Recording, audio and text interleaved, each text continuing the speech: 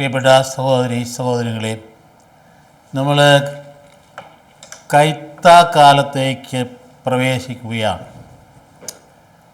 ഓരോ ആരാധനാ ഘട്ടം കഴിയുമ്പോഴും നമ്മൾ ഈ അനുഷ്ഠിച്ചു പോകുന്ന കാര്യത്തെക്കുറിച്ചുള്ള ഒരു സ്വയാവബോധം അത് വളർത്തിയെടുക്കേണ്ട ആവശ്യകതയുണ്ട്. ഇന്നത്തെ കാലത്ത് വചനം എന്ന് പറഞ്ഞ ആൾക്കാർക്ക് വലിയ ആവേശവും ഒരു വിധത്തിൽ പറഞ്ഞ ആക്രാന്തവുമാണ്. ആ വചനം എന്ന് പറയുമ്പോൾ അത് ഈ എഴുതപ്പെട്ട വിശുദ്ധ ഗ്രന്ഥത്തിൻ്റെ വാക്യങ്ങളായിട്ട് പരിമിതപ്പെടുത്തരുത്. വചനം ഈശോ തന്നെയാണ്. അപ്പോൾ തിരുസഭ വചനം പ്രഘോഷിക്കുന്നത് പ്രധാനമായും ഈശോയിൽ നിർവഹിക്കപ്പെട്ട പിതാവ് നിർവഹിച്ച രക്ഷയുടെ അനുഭവത്തെ പ്രഘോഷിക്കലാണ്. അതാണ് വചനപ്രഘോഷണം. അതെന്താണ്? നമ്മുടെ രക്ഷയ്ക്ക് വേണ്ടി ദൈവപുത്രൻ മനുഷ്യാവതാരം ചെയ്ത് പാടുപീഡകൾ സഹിച്ച് കുരിശിൽ മരിച്ച് ഉത്ഥാനം ചെയ്ത് പരിശുദ്ധാത്മാവിനെ നൽകി നമ്മളെ ഉറപ്പിച്ചതിന് ശേഷം പോയി ഞാൻ വീണ്ടും വരുമെന്ന് പറഞ്ഞ് സഭയെ സ്ഥാപിച്ച് സഭയിലൂടെ അവിടുത്തെ സാന്നിധ്യം നമുക്ക് നൽകി യുഗാന്ത്യത്തിലേക്ക് നയിക്കുന്ന സഭ അവസാനം ഈശോ മിശിഹായുടെ വിധി. ഇതാണ് വാസ്തവത്തിൽ അതിൻ്റെ മർമ്മം. അതുകൊണ്ട് എഴുതപ്പെട്ട ലിഖിതം അത് പ്രധാനപ്പെട്ടത് തന്നെ. പക്ഷെ അത് മാത്രമാണ് രക്ഷയുടെ അടിസ്ഥാനം എന്ന് കരുതരുത്. അതുകൊണ്ട് കത്തോലിക്ക സഭ പഠിപ്പിക്കുന്ന രണ്ട് കാര്യങ്ങളാണ്. ജീവൻ നൽകുന്ന ജീവിക്കുന്ന പാരമ്പര്യങ്ങൾ, അത് കുർബാനയ്ക്ക് കേന്ദ്രീകരിച്ച് പോകുന്ന കാര്യമാണ്. അതോടെ എഴുതപ്പെട്ട വചനം. ഇന്ന് വചനപ്രഘോഷണം ധാരാളമായിട്ട് നമുക്ക് യൂട്യൂബിലൂടെ വിവിധ വിഭാഗങ്ങളിൽ കേൾക്കാൻ കഴിയും. നല്ല ഭംഗിയായിട്ട് വേദപുസ്തകം പഠിച്ച് വളരെ ക്രമബദ്ധമായ രീതിയിൽ അവതരിപ്പിച്ച് ഉൽപ്പത്തി തൊട്ട് വെളിപാട് വരെ പഠിപ്പിക്കുന്ന ഒന്നാന്തരം പ്രഘോഷണങ്ങൾ കേൾക്കാൻ നമുക്കിടയുണ്ട്. നല്ലത് തന്നെയാണ്. പക്ഷെ അവിടെയും ആ പഠിപ്പിക്കലിൻ്റെ ഇടയിലൂടെ ഇവരുടെയൊക്കെ ഉള്ളിൽ പണ്ടുണ്ടായിരുന്ന ഇപ്പോൾ അറിയില്ലാത്ത ഒരു കത്തോലിക്ക സഭാ വിരോധം അറിയാതെ പ്രകടമാകുന്നത് തിരിച്ചറിയുന്നത് നല്ലതാണ്. ധാരാളം ഉദാഹരണങ്ങളുണ്ടെന്ന് എടുത്ത് പറയാൻ പറ്റില്ല. എങ്കിലും ഇങ്ങനെ പാരമ്പര്യവാദികളായിരുന്ന സഭകൾ എന്നൊക്കെ പറഞ്ഞിങ്ങ് പിടിപ്പിച്ച് വെച്ച് കഴിയുമ്പോൾ അതിനൊക്കെ വ്യത്യസ്തരാണ് തങ്ങൾ നിലയങ്ങൾ വചനത്തിൽ കേന്ദ്രീകരിച്ച ജീവിതമെന്നൊക്കെ പറയുമ്പോൾ ഇതൊക്കെ ഒന്ന് ആബ്സലൂട്ടായി ചെയ്യാൻ പാടില്ല. പാരമ്പര്യവാദികൾ എന്ന് പറഞ്ഞാൽ എന്ത് പാരമ്പര്യ കസ്റ്റംസിനായി ഉദ്ദേശിക്കുന്നത്? ഇത്രമാത്രം നവീകരണം നടക്കുന്ന സഭ എവിടെയാണ് ഉള്ളത്? കത്തോലിക്ക സഭ പോലെ കൃത്യമായി നിയതമായ രീതിയിൽ സൂനദോസുകളിലൂടെ സിനഡുകളിലൂടെ മേലധ്യക്ഷന്മാരുടെ ഇടയലേഖനങ്ങളിലൂടെയൊക്കെ നിരന്തര നവീകരണം നടത്തിക്കൊണ്ടിരിക്കുന്ന സഭയാണ് കത്തോലിക്ക സഭ. ശത്രുക്കൾക്ക് പോലും അറിയാം എപ്പോഴും നവീകരിക്കപ്പെട്ടുകൊണ്ടിരിക്കുന്ന സഭയാണ്. അതേസമയത്ത് ജീവൻ നൽകുന്ന പാരമ്പര്യങ്ങൾ പൗലോസ്ലീഹ പറഞ്ഞതുപോലെ ഞങ്ങൾ കത്തു മുഖേനയോ വചനം മുഖേനയോ നിങ്ങൾക്ക് നൽകപ്പെട്ടിരിക്കുന്ന പാരമ്പര്യങ്ങൾ ഉറച്ചു നിൽക്കുവിൻ എന്ന് തെസ്സലോനിക്കക്കാരോട് പറഞ്ഞത് എന്നും പ്രസക്തമായ കാര്യമാണ്. അപ്പോൾ അതുകൊണ്ട് നമ്മൾ ഈ ആരാധനാക്രമത്തിൻ്റെ ഘട്ടങ്ങൾ കഴിയുമ്പോൾ ഓർക്കണേ, സഭ മൗലികമായി വചനപ്രവർത്തനം നടത്തുന്നത് അവിടെയാണ്. അതിൻ്റെ മർമ്മം എന്താ? ഈശോ മിശിഹായാണ്. അപ്പോൾ അതിൻ്റെ പൂർണ്ണത എവിടെയാണ്? കർത്താവിൻ്റെ രണ്ടാമത്തെ വരവാണ്. അപ്പോൾ ഈശോ മിശിഹ തന്നപ്പം നമുക്ക് നൽകി അപ്പത്തിൻ്റെയും വെഞ്ചിനെയും സാദരിച്ച് നൽകിയത് അതിനോട് ചേർന്ന് പോകുന്ന ജീവിതം എന്താ? അത് അവിടെ നിൽക്കുകയല്ല. മീസ എസ്ത് എന്നാണ് ലത്തീനി പറയുക. എന്ന് പറഞ്ഞാൽ കുർബാന കണ്ടിന്യൂ ചെയ്യുകയാണെന്ന്.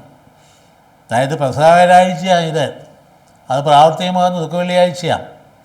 അപ്പോൾ നമ്മൾ വിശുദ്ധ കുർബാനയിൽ പങ്കെടുത്തതിന് ശേഷം കുർബാനയുടെ സമാപന ആശീർവാദം കഴിഞ്ഞ് തീർന്നു കുർബാന എന്ന് വിചാരിക്കരുത്. അത് കഴിഞ്ഞത് ജീവിക്കുമ്പോഴാണ് അത് സാക്ഷാത്കരിക്കപ്പെടുക. അത് ജീവിതത്തിലേക്ക് വരുമ്പോൾ നമുക്ക് ബുദ്ധിമുട്ടുകൾ വരും. നീതിബോധം വേണ്ടി വരും, കരുണ വേണ്ടി വരും, അനുകമ്പ വേണ്ടി വരും, നമ്മെ തന്നെ പരിത്യജിക്കുന്ന സാഹചര്യങ്ങളുണ്ടാകും, അവഹേളനങ്ങൾ സഹിക്കേണ്ടി വരും, ക്ഷമ വേണ്ടി വരും. ഇങ്ങനെയുള്ള കാര്യങ്ങളിൽ കടന്നു പോകുമ്പോഴാണ് ഈ അനുഭവപരതയിൽ വിശുദ്ധ കുർബാന വന്നിട്ട് നിൽക്കുന്നത്. അതാണ് വചനപ്രഘോഷണത്തിൻ്റെ വഴികൾ എന്ന് പറയുന്നത്. അല്ലാതെ വചനം അങ്ങനെ പ്രഘോഷിച്ചിട്ട് ഞാൻ വലിയ പ്രാസംഗികനായി വചനപ്രഘോഷകനായി ഭംഗിയായിട്ട് എനിക്ക് പറയാനറിയാം എന്ന് പറഞ്ഞിട്ടുള്ള ഔദ്ധത്യം വചനപ്രഘോഷണമല്ല എന്ന കാര്യം നമ്മൾ ഓർക്കണം. അതുകൊണ്ട് ധാരാളം യൂട്യൂബ് പ്രസംഗങ്ങൾ നിങ്ങൾ കേൾക്കുമ്പോഴൊക്കെ കേൾക്കുന്ന കാര്യങ്ങൾ നല്ല കാര്യങ്ങൾ കേൾക്കുന്ന മനസ്സിൽ വരുത്തുന്നതും വളരെ നല്ല കാര്യം തന്നെയാണ്. നല്ല പ്രഗത്ഭമായ രീതിയിൽ അവതരിപ്പിക്കുന്ന ആളുകളും. പക്ഷെ അതിനിടയിലൂടെ കർത്താവിൻ്റെ സഭയിൽ നിന്ന് പിഴുതു മാറ്റപ്പെടുന്ന സാഹചര്യത്തിലേക്ക് പോകുന്നുവെങ്കിൽ 10 പ്രാവശ്യം ചിന്തിക്കണം. സഭയുടെ ഓരോ കാര്യങ്ങളെ സംബന്ധിച്ച് അതിൻ്റെ പിന്നിലുള്ള ദൈവശാസ്ത്രം പഠിക്കുകയും അത് അറിയുകയും ചെയ്യാൻ കഴിയണം. മരിയോളജി എന്ന് പറയുന്നത് സഭയിലെ ഒരു മൗലികമായ ദൈവശാസ്ത്ര ശാഖയാണ്. അത് പഠിച്ച് മനസ്സിലാക്കാത്തവൻ മറിയാരാധന എന്നൊക്കെ പറയുമ്പോൾ ചിലപ്പോൾ അമ്മയുടെ പുച്ഛം തോന്നാനിടയും. അങ്ങനെ തോന്നിയിട്ടുള്ളവരാണ് പലരും എടുത്ത് ചാടി ഇങ്ങനെ പോയിരിക്കും. അതുപോലെ മറ്റെല്ലാ കാര്യങ്ങളിലും പ്രതിമാ വണക്കം എന്ന് തുടങ്ങിയിട്ട് കുറേയേറെ കാര്യങ്ങൾ ഇങ്ങനെ പറഞ്ഞു വരുന്നത് ഞാൻ വിശദീകരിക്കാൻ പോകുന്നില്ല. അതൊക്കെ അടിസ്ഥാനരഹിതമായിട്ടുള്ള ആരോപണങ്ങൾ. അതൊക്കെ ഇപ്പം വിട്ടുപോയി. ഇപ്പോൾ വളരെ കുറേ കൂടി അഡ്വാൻസ്ഡ് ആയിട്ടുള്ള നല്ല ദൈവശാസ്ത്ര ബോധ്യമുള്ള പ്രബോധകരായി ഇപ്പോൾ എല്ലാ സ്ഥലങ്ങളും കണ്ടുമുട്ടുന്നത്. എങ്കിലും ചിലരുടെയൊക്കെ എങ്ങനെ അഗാധ മനസ്സുകളിൽ അടിഞ്ഞു കൂടി കിടക്കുന്ന കത്തോലിക്ക വിരോധം ഉണ്ടല്ലോ, അത് ചിലപ്പോൾ ഒക്കെ എടുത്ത് ചാടി വരാറുണ്ട്. അത് നമ്മൾ സൂക്ഷിക്കേണ്ട ഒരു കാര്യമാണ്. ഈ സാർവത്രിക സഭയുടെ പരമാധ്യക്ഷൻ്റെ കൂടെ ഒരു 140 കോടി വിശ്വാസികളാവുന്നത്. അത് വിവിധ രാജ്യങ്ങൾ, വിവിധ സ്ഥലങ്ങളിൽ, വിവിധ റീറ്റുകളിൽ, വിവിധ പാരമ്പര്യങ്ങളിൽ, വിവിധ ആരാധനക്രമങ്ങളുടെ പ്രഘോഷിക്കപ്പെടുന്നത് നോക്കുമ്പോൾ ഇതൊന്നൊരു അത്ഭുതകരമായ യാഥാർത്ഥ്യമായത്. കണ്ടില്ലേ, സ്പെയിനിൽ 12 ലക്ഷം പേര് പരിശുദ്ധ പിതാവിൻ ബലിയിൽ പങ്കെടുത്തത്. അപ്പോൾ അതുകൊണ്ട് നാം കൈത്താക്കാലത്തേക്ക് പ്രവേശിക്കുമ്പോൾ എന്താ അതിൻ്റെ പ്രധാന സന്ദേശം? കൈത്താക്കാലം എന്ന് പറയുന്ന വേനലിൻ്റെ വാക്കിൻ്റെ അർത്ഥം. വേനലിലാണ് ഫലം പുറപ്പെടുവിക്കുക. അപ്പോൾ ശ്ലീഹന്മാർ നടപടിക്രമങ്ങളിലൂടെ ഫലസമൃദ്ധമായ സഭയെ അവതരിപ്പിക്കുകയും ഒപ്പം തന്നെ ആ ഫലം ചൂടി നിൽക്കേണ്ട അവസ്ഥയിലേക്ക് നമ്മൾ വരികയും ചെയ്യും. ഏറ്റവും വലിയ ഫലം എവിടെയാണ്? രക്തസാക്ഷിത്വമാണ്. അവിടെ നാം മനസ്സിലാക്കണം, ആ വലിയ ഭയങ്കരമായ ഫലം എന്ന് പറയുന്നത് ഈശോന് വേണ്ടി ത്യാഗം, ജീവൻ ത്യജിക്കാൻ തയ്യാറാകുന്ന രക്തസാക്ഷിത്വമായ ഏറ്റവും വലിയ ഫലമെന്ന് പറയും. അതിലേക്കുള്ള വെല്ലുവിളി ഉണ്ടാകുമ്പോൾ പേടിച്ചോടാതെ പരിശുദ്ധാത്മാവിനെ വിളിച്ച് അപേക്ഷിച്ച് ശക്തി കിട്ടണേ എന്ന് പ്രാർത്ഥിക്കുകയാണ് വേണ്ടത്. കാരണം കൈത്താക്കാലത്തിൽ സഭയുടെ ഫലങ്ങളാണ് പലപ്പോഴും നോക്കിക്കേ, എത്ര ആദ്യ നൂറ്റാണ്ട് തൊട്ട് എത്രയോ ജീവിതങ്ങൾ അങ്ങനെ ബലിയർപ്പിക്കപ്പെട്ടതിൻ്റെ ഫലമായിട്ട് നമ്മളിപ്പോഴും തേജസ്സുറ്റ ഒരു സമൂഹവും ശരീരവും നിൽക്കുന്ന സഭയിൽ അംഗമായിരിക്കും. നമ്മൾ എന്ത് ചെയ്ത് നന്ദി പറഞ്ഞാലാണ് നമ്മൾ പിതാക്കന്മാരോട്, കടന്നുപോയ അമ്മമാരോട്. എങ്കിൽ മാത്രമേ നമ്മുടെ ജീവിതത്തിന് ഉന്മേഷം ഉണ്ടാകും. അത് കൈത്താക്കാലത്ത് പ്രത്യേകത എന്ന് പറയുന്നത് വളർച്ചയും അതിൻ്റെ കൂടെ വിളവെടുപ്പും, അതാണ് ഏറ്റവും പ്രധാനപ്പെട്ട സംഗതി. അപ്പോൾ നമ്മൾ തമ്പുരാൻ്റെ സന്നിധിയിൽ നീതീകരിക്കപ്പെട്ടവരായിട്ട് പോകണമെങ്കിൽ വിനയത്തോടുകൂടി ദൈവത്തിൽ ആശ്രയിച്ചുകൊണ്ട് തമ്പുരാൻ നമ്മത്തിനെ വിട്ടുകൊടുക്കുന്ന രീതിയിലേക്ക് നമുക്ക് കടന്നു വരാൻ സാധിക്കണം. അപ്പം സ്ലീഹാക്കാലത്തെ സ്ലീഹ മോശക്കാലത്തെയും തമ്മിൽ ബന്ധിപ്പിക്കുന്ന കാലമാണ് കൈത്ത എന്ന് പറയും. അപ്പോൾ രണ്ടാമത്തെ വരവുള്ള ഒരുക്കം കൂടിയാണ്. അപ്പോൾ അത് ആരംഭിക്കുന്നത് 12 സ്ലീഹന്മാർ തിരുനാളിലാണ്. ഇന്നത്തെ ദിവസത്താണ് 12 സ്ലീഹന്മാർ തിരുനാളിലാണ് കൈത്താക്കാലം ആരംഭിക്കുന്നത്. അതിന് അവളെ വ്യക്തമാണല്ലോ. ന്യൂസർദേൻ അല്ലെങ്കിൽ ദൈവത്തിൻ്റെ തിരുനാൾ നോക്കി ഇതിന് പേരുണ്ട്. 12 അപ്പോസ്തലന്മാരുടെ ദേവാലയങ്ങൾ നമുക്ക് ധാരാളമാണ്. അവർ മാത്രം ആചരിച്ചാൽ പോരാ, അത് സാർവത്രിക സഭയുടെ തിരുനാളാണ്. അപ്പോൾ അതുപോലെ ഈ കാലഘട്ടത്തിലെ എല്ലാ വെള്ളിയാഴ്ചകളിലും വിശുദ്ധരെയും രക്തസാക്ഷിത്വം ഭരിച്ചവരെ നമ്മൾ അനുസ്മരിക്കുന്നുണ്ട്. അതായത് ആദ്യത്തെ ഞായറാഴ്ചയാണെങ്കിൽ നിസീബിസിലെ മാർ യാക്കോബിനെയാണ് വെള്ളിയാഴ്ച, ആദ്യത്തെ വെള്ളിയാഴ്ച ആയിരിക്കും. പിതാക്കന്മാരിൽ ഒരാളാണ് മാർ യാക്കോബ്. മാറി മറദ്ദായിയുടെ ശിഷ്യനാണ് രണ്ടാമത്തെ വെള്ളിയാഴ്ച. പൗരസ്ത്യ സഭയിലെ അറിയപ്പെടുന്നയാൾ, നമ്മുടെ ആരാധനക്രമത്തിൻ്റെ ഉപജ്ഞാതാവെന്ന് വേണമെങ്കിൽ പറയാം. റദ്ദായിയാൻ മാറിയുടെ ആരാധനക്രമമാണ് നമ്മൾ ഉപയോഗിക്കുക, അനാഫറ. അദ്ദേഹമാണ് രണ്ടാമത്തെ വെള്ളിയാഴ്ച വരുന്നതെങ്കിലും പിന്നെ നമ്മൾ കാണുന്നത് ശ്മോനിയും 7 മക്കളും. മക്കബാരുടെ പുസ്തകത്തിൽ കാണുന്ന ഏറ്റവും വലിയ സംഭവമല്ലേ, അമ്മയും 7 മക്കളും വിശ്വാസത്തിന് വേണ്ടി അമ്മയുടെ മുമ്പിൽ വെച്ച് 7 മക്കളും ജീവത്യാഗം ചെയ്യുന്ന സംഭവമാണത്. ശ്മോനിയും 7 മക്കളും അവരെ അനുസ്മരിക്കുക 5ാമത്തെ വെള്ളിയാഴ്ചയാണ്. പിന്നെ നമ്മളെന്നും കുർബാനയെ മനോഹരമായ ഗീതം ആലപിക്കുന്നുണ്ടല്ലോ. അതെന്താ എത്ര സുന്ദരമായ ഉത്ഥാന ഗീതം എന്ന് പറയും. സ്ഥലത്തിൻ്റെ നാഥാൻ ഞങ്ങൾ സ്തുതിക്കുന്നു, ഈശോ മിശിഹായെ ഞങ്ങൾ പുകഴ്ത്തും തുടങ്ങുന്ന കാര്യങ്ങൾ. സർവാധിപനായ കർത്താവേ അല്ലെങ്കിൽ ലാകുമാറ പറയുന്ന മനോഹരമായ ഗീതമുണ്ടല്ലോ. ആ ഗീതം രചിച്ച ആളാണ് ഒരു പാത്രികീസാണ്, വിശുദ്ധ ശിമയോൻ ബർസാബ എന്ന് പറയുന്നത്. AD 323-34 വരെ പാത്രികീസായിരുന്ന ആളാണ് ശിമയോൻ ബർസാബ പാത്രികീസ്. അദ്ദേഹം രചിച്ചതാണ് ഈ ഉത്ഥാന ഗീതം. 6-ാം വെള്ളിയാഴ്ച അദ്ദേഹത്തിന് നാൾ ആചരിക്കും.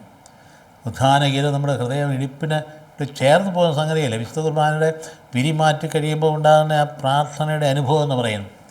ഉദ്ധിതനായ നാഥനെ പ്രകീർത്തിക്കുന്ന സുന്ദരമായ അനുഭവം നമ്മുടെ കുർബാനക്രമത്തിൻ്റെ ഏറ്റവും ഇൻറ്റൻസായിട്ട് എക്സ്പീരിയൻസിൻ്റെ നിമിഷങ്ങളാണ്.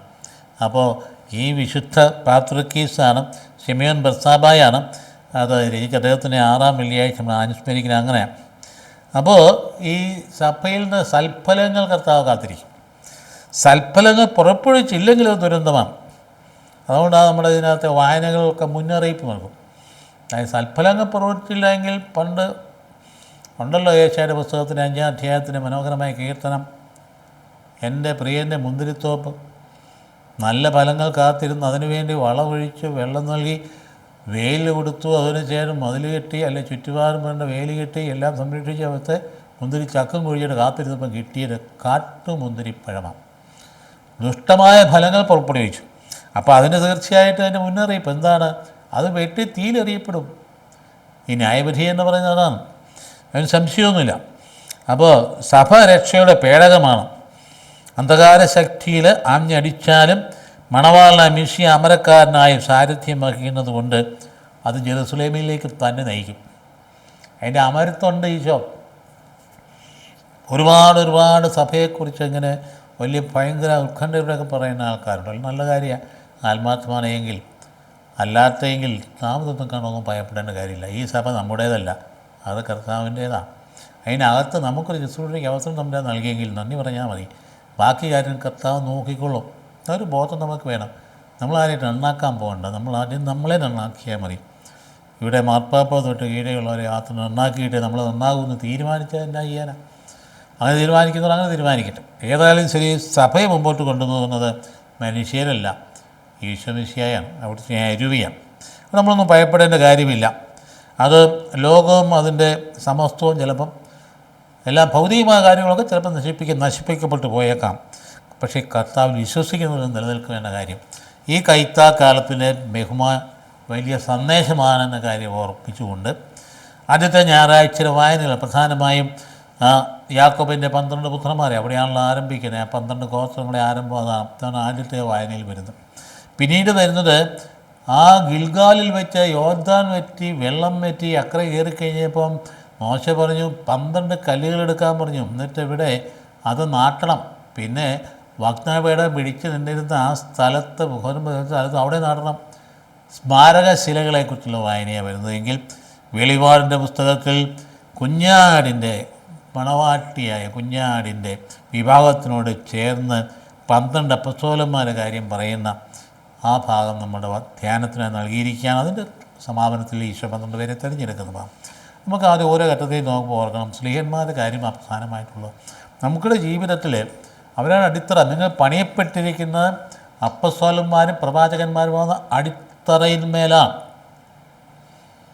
സഭ വിട്ട് പലയിടത്തൊക്കെ ചേക്കാട് ഒരുങ്ങ് പോകത്തോണം. എങ്ങോട്ടാണ് പോക്കുന്നത്? ഈയുടെ അപ്പസ്തോലിന് പണിയപ്പെട്ടിരിക്കുന്ന സഭയിലാണ് നിൽക്കുന്നത്. മനുഷ്യനുള്ളിടത്തെല്ലാം കുറവുകളുണ്ട്. കുറവ് കണ്ടുകൊണ്ട് കുറവില്ലാത്തവൻ തേടിപ്പോയ ഭൂമിയിലൊന്നും കണ്ടെത്തുകയില്ല.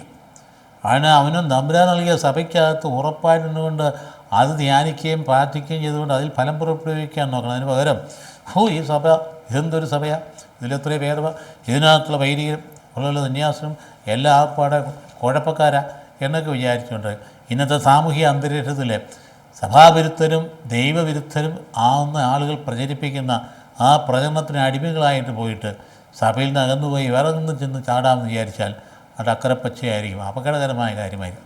അത് നമ്മൾ ഹൃദയം കൊണ്ട് മനസ്സിലാക്കേണ്ട ഒരു യാഥാർത്ഥ്യം. അങ്ങനെ കുറേ സംഭവിക്കുന്നുണ്ട് ചില ആളുകളിലെങ്കിലും. അപ്പോൾ അതുകൊണ്ട് ആകർഷണങ്ങളുടെ പിന്നാലെ പോവുകയല്ല, ദൈവം വെളിപ്പെടുത്തിയ സത്യങ്ങളിൽ ഉറച്ചു നിൽക്കുകയാണ് ഏറ്റവും പ്രധാനപ്പെട്ട കാര്യം. അപ്പോൾ അതുകൊണ്ട് ഇവിടെ 12 സ്ത്രീയന്മാർക്ക് അവസാനിച്ച് നമ്മൾ ആദ്യത്തിലേക്ക് നോക്കാം. യാക്കോബിൻ്റെ പുത്രന്മാരാരാം? നമുക്ക് വളരെ കൃത്യമായി അറിയാം. ലേയായുടെ പുത്രന്മാർ റൂബനും സിമിയോനും ലേവിയും യൂദായും ഇസാക്കറും സെബുലൂനുമാണ്. അങ്ങനെയാണ് ലേയായുടെ പുത്രം 12 പേരിലും. പിന്നെ റാഖേലിൻ്റെ 2 പേരേ ഉള്ളൂ നമുക്കറിയാം, ജോസഫിനും ബെഞ്ചമിനും. പിന്നെ റാഖേലിൻ്റെ പരിചാരികയായ ബിൽഹ, അവളിൽ നിന്നാണ് ദാൻ നഫ്താലി എന്ന് പറയുന്ന മക്കളുണ്ടായത്. അതുകൊണ്ട് അതുപോലെ തന്നെ സിൽഫായിൽ നിന്ന് അതായത് ലേയായുടെ പരിചാരിയം ഗാദൻ ആഷേർ ഇങ്ങനെയാണ് 12. അവിടെ ദീന എന്ന പെൺകുട്ടി ഉണ്ടെങ്കിലും അവിടെ പരാമർശിച്ചിട്ടില്ല. അവർ 12 ആണെങ്കിലും ഒരു പെൺകുട്ടിയുമായിരുന്നു. പെൺകുട്ടിയുടെ കാര്യം നമുക്കറിയാമല്ലോ, അവൾ എന്താ സംഭവിച്ചെന്നുള്ളതാണ്. അവൾ ഇന്നത്തെ പെൺകുട്ടികളുടെ ഒരു പ്രതീകമായിരുന്നു. പറഞ്ഞാൽ അവൾ സൊസൈറ്റി ലേഡിയായി. ഇന്നത്തെ പെൺകുട്ടികളെല്ലാം സൊസൈറ്റി ലേഡിയാണെന്ന് പറഞ്ഞ് പിടിപ്പിക്കുന്നില്ല. ചില എക്സെപ്ഷൻസ് ഉണ്ടേ ഉള്ളൂ. അവൾ സയൻസ് സെൻ്റ് കഴിഞ്ഞപ്പം പട്ടണം കാണാൻ പോയി. സയൻസ് സെൻ്റ് കഴിഞ്ഞപ്പോൾ ഇന്നുള്ള കോമാളിത്തരങ്ങൾ അന്നും ഉണ്ടായിരുന്നു എന്നുള്ളതിൻ്റെ തെളിവല്ലേ അത്. സൺഡേ കഴിഞ്ഞപ്പം പട്ടണം കാണാൻ പോയി. ഷെക്കേമില്ലാന്ന് ഓർക്കണം. അവിടെ വല്ല അതിശക്തന്മാരായ ഒരു പറഞ്ഞ ഗുണ്ടാകളായ ചെറുപ്പക്കാരാണ്. ഷെക്കേം എന്ന് പറയുന്ന ആൾ ഇവളെ പിടിച്ച് വളരെ മോശപ്പെടുത്തി മാനഭംഗപ്പെടുത്തി. ഇതാണ് സംഭവം. ബാക്കി കാര്യം നമുക്കറിയാവുന്ന കാര്യമാണ്. അതിനെതിരെ എങ്ങനെയാണ് സഹോദരന്മാർ പ്രതികരിച്ചതെന്നൊക്കെ. അപ്പോൾ യാക്കോബിൻ്റെ പുസ്തകത്തിൻ്റെ 49 അധ്യായത്തിൽ 49 യാക്കോബ് തന്നെ 12 വിളിക്കുമ്പം ഈ ശിമിയോനും ലേവിയെയും മാറ്റി നിർത്തുന്നതിന് കാരണം എന്താണോ അതിനകത്ത് പറയുന്നു. അപ്പോൾ യാക്കോബ് എന്ന് പറയുന്ന ഹെബ്രോൻ എന്ന് അറിയപ്പെടുന്ന കിരിയാത്ത് അർബയിലെ മാമ്രയിലെ പിതാവിൻ്റെ അടുത്തേക്ക് പോയി. അബ്രഹാം താമസിക്കുന്ന സ്ഥലം ഹെബ്രോണാണ്. അബ്രഹാം ഇസ്ഹാക്കും അവിടെ താമസിച്ചിരുന്നു. നമ്മളവിടെ ചെല്ലുകയാണെങ്കിൽ ഇസ്രായേൽ സന്ദർശിക്കുമ്പോൾ നേരിട്ട് ചെന്ന് സന്ദർശിക്കാം. അബ്രഹാമിൻ്റെയും ഇസ്ഹാക്കിൻ്റെയും യാക്കോബിൻ്റെയും ആ ശവകുടീരം ഇവിടെയുണ്ട്. വെറും ശവകുടീരമൊന്നും അല്ല കേട്ടോ. ചെന്ന് കഴിഞ്ഞാൽ ഒന്നാമത്തെ യൂണിവേഴ്സിറ്റി പോലെയാണ്. മനോഹരമായ കബറിടമുള്ള സ്ഥലമുണ്ട്. അതിന് തൊട്ടടുത്ത് വേദപുസ്തകം പഠിക്കാനുള്ള സംവിധാനങ്ങളുണ്ട്. എത്രയോ 100 കണക്കിന് യഹൂദ ചെറുപ്പക്കാരിരുന്നു കൊണ്ട് നിശബ്ദമായിരുന്ന് വേദപുസ്തകം ധ്യാനിക്കുന്ന അത്ഭുതപ്പെട്ടു പോയിട്ടുണ്ട്. നമ്മുടെ ഇവിടെയൊന്നും ചെറുപ്പക്കാർക്ക് അങ്ങനെ ഉണ്ടായിരിക്കുമൊന്നുമില്ല. നമ്മൾ എങ്ങനെ ഉണ്ടായിരിക്കും? നമ്മളങ്ങനെ ശീലിച്ചിട്ടില്ല. നമ്മൾ ഒറ്റ വായിച്ചാൽ ശീലിച്ചിരിക്കും. അവിടെ നമ്മൾ ചെന്ന് നോക്കിയാൽ നമുക്ക് അത്ഭുതം തോന്നിപ്പോഴും. നല്ല ചെറുപ്പക്കാർ 20-30 വയസ്സിനൊക്കെ ഇടയിലുള്ള ചെറുപ്പക്കാർ വളരെ ശാന്തമായി ലൈബ്രറി പോലെ സമാനമായ മനോഹരമായൊരു ഹാളിനകത്ത്, നീണ്ട ഹാളിനകത്ത് നിശബ്ദമായിരുന്ന വേദപുസ്തകം ധ്യാനിക്കുകയും പഠിക്കുകയും എഴുതുകയും ചെയ്തുകൊണ്ടിരിക്കുന്നത് കാണാൻ കഴിയും. അപ്പോൾ അബ്രഹാമിൻ്റെ കല്ലറ എന്ന് പറയുന്നത് കാണേണ്ട ഒരു കാര്യം തന്നെയാണ്. വിശ്വാസത്തിൻ്റെ ഉറവിടമാണ്. അപ്പോൾ ഇസ്ഹാക്കിൻ്റെ ആയുഷ്കാലം 180 വയസ്സായെന്ന് പറയുന്നുണ്ട്. അപ്പോൾ അവിടെ അന്ത്യശ്വാസം വലിച്ചു ഇസ്ഹാക്ക്. അപ്പോൾ ആ സമയത്ത് മക്കൾ 2 പേരുണ്ടല്ലോ, തെന്നി നിന്നവർ 2 പേരും, യാക്കോബും അതുപോലെ തന്നെ ഏസാവും, അവർ ചെന്ന് അപ്പന് നല്ല മൃതസംസ്കാരം മക്പെലാഹായ ഗുഹയിൽ ആദ്യം അവിടെ അടയ്ക്കത് സാറായാന്ന് നമുക്കറിയാം. അബ്രഹാമിൻ്റെ ജീവിതകാലത്ത് ദൈവം നൽകിയ വാഗ്ദാനത്തിന് ഒരു സാക്ഷാത്കാര്യം ഉണ്ടായത് ആ തൻ്റെ ഭാര്യയെ അടക്കാൻ വേണ്ടി മക്പെലേഹ എന്ന് പറയുന്ന സ്ഥലത്തൊരു ഗുഹയുൾപ്പെടെ ഒരു സ്ഥലം വാങ്ങി പണം കൊടുത്ത് അതുപോലെ നാടോടിയായി. അപ്പോൾ അങ്ങനെ വാങ്ങിയിടത്താണ് വാഗ്ദത്ത നാടിൻ്റെ സാക്ഷാത്കാരം ആരംഭിക്കുന്നത്.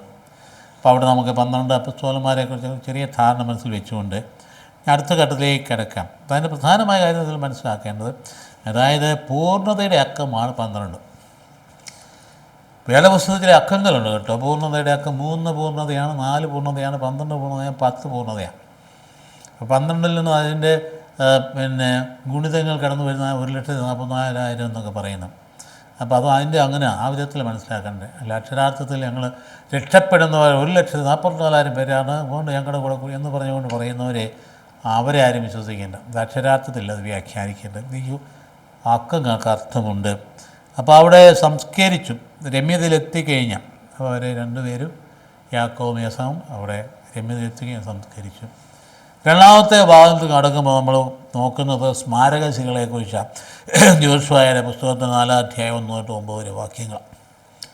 ആമുഖമായിട്ട് നമുക്ക് പറയാം എന്നാൽ ഈ സംഗതി സ്മാരകശില, അതായത് ഈ ജനമേ 40 വർഷമായിട്ട് ഇങ്ങനെ ഇഴഞ്ഞു നീങ്ങി മരുഭൂമിയിലൂടെ കടന്ന് ഒരുപാട് കഠിനമായ അനുഭവങ്ങളൊക്കെ നേരിട്ട് അവസാനം ഞാൻ എത്തി നിൽക്കുമ്പം വെള്ളം ഇങ്ങനെ ഭയങ്കരമായിട്ട് പൊങ്ങി നിറഞ്ഞ് ഒഴുകുന്ന യോർദാൻ നദിയുടെ തീരത്താണ്. അവിടെ യാത്രയുടെ ആദ്യാവസാന പ്രതിസന്ധിയായിരുന്നു നമ്മുടെ ജീവിതം പോലെ തന്നെ. എന്ന് എൻ്റെ ജീവിതത്തിൻ്റെ പ്രശ്നമൊക്കെ തീരുമെന്ന് ആളുകൾ ഇങ്ങനെ വ്യാകുലപ്പെടുന്ന നമ്മൾ കണ്ടിട്ടില്ലേ? പ്രശ്നം തീരുന്നത് അവസാനം അന്ത്യശ്വാസം പിടിക്കുമ്പോൾ മാത്രമേ ഉള്ളൂ. അതുവരെയും പ്രശ്നങ്ങളുണ്ടാകും. അത് മാറിയും മറിയും വരും. അതിനെ എങ്ങനെ സമീപിക്കുന്നുള്ളതാണ് പ്രശ്നം. എൻ്റെ കർത്താവ് ആഗ്രഹിക്കുന്ന രീതിയിലാണോ സമീപിക്കുന്നത്?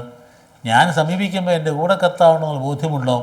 ഈ വഞ്ചിയിൽ കർത്താവ് ഉണ്ട്, അതുകൊണ്ട് ഞാൻ മനസ്സ് തളരാതെ പോകുന്നുണ്ടോ? ഇതാണ് പ്രധാനപ്പെട്ട കാര്യം. അപ്പോൾ യോർദാനിൻ്റെ തീരത്ത് നിന്നുകൊണ്ട് വെള്ളം ഇങ്ങനെ മല പോലെ ഇങ്ങനെ ഓടി കുത്തി ഒഴുകിക്കൊണ്ടിരിക്കുന്നതാണ് പോയി നിൽക്കുന്നത്. എങ്ങനെ അക്കരെ കിടക്കും? അവിടെയാണ് ജോഷുവ തൻ്റെ വടി നീട്ടിയ മോശയെപ്പോലെ തന്നെ വെള്ളം രണ്ടായിട്ട് വിഭജിച്ച് കര തെളിഞ്ഞതിൻ്റെ അക്കരെ കടന്നു എന്ന സംഭവമുണ്ട്. അക്കരെ കിടക്കുമ്പോൾ ഗിൽഗാലാണ്. ചെന്ന് കഴിഞ്ഞപ്പോൾ ഉടനെ അടുത്ത നിർദ്ദേശമുണ്ടായി. ഗിൽഗാലിൽ നിന്ന് അവിടുന്ന് 12 കല്ലുകളെടുത്ത് ഗിൽഗാലിൽ നാട്ടുക. ഇതുകൊണ്ട് ഭാവിയിൽ മക്കൾ ചോദിക്കുമ്പോൾ പറയണം, വാഗ്ദാന പേടകം കടന്നപ്പോൾ ഈ നദി രണ്ടായിട്ട് പിളരുകയും അങ്ങനെ പേടകത്തിലൂടെ ഞങ്ങൾ ഇക്കരെ കിടക്കുകയും ചെയ്തെന്ന് അനുസ്മരിക്കാൻ വേണ്ടിയിട്ടാണ് 12. പിന്നീട് പറഞ്ഞാൽ നദിയിലും 12 കല്ലുകൾ നട്ടാൻ പറയും. അത് വെള്ളമില്ലാത്ത അവസ്ഥ വേനൽക്കാലത്ത് തെളിഞ്ഞു വരും. അത് അനുസ്മരണയാണ്, ഓർമ്മപ്പെടുത്തുക.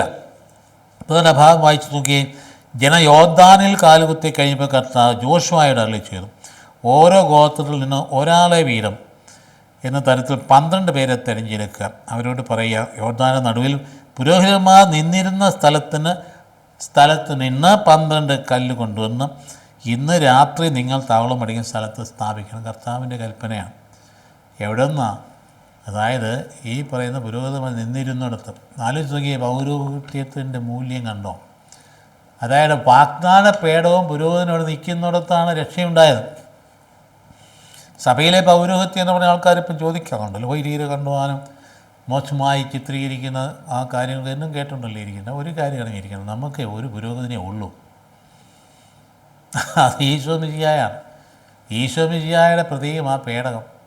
അത് ചുമന്നുകൊണ്ട് നിൽക്കാൻ വന്നവരെ വിളിക്കപ്പെട്ടവർ അന്നത്തെ ഓൾഡ് ടെസ്റ്റ്മെൻ്റ് പുരോഹിതർ.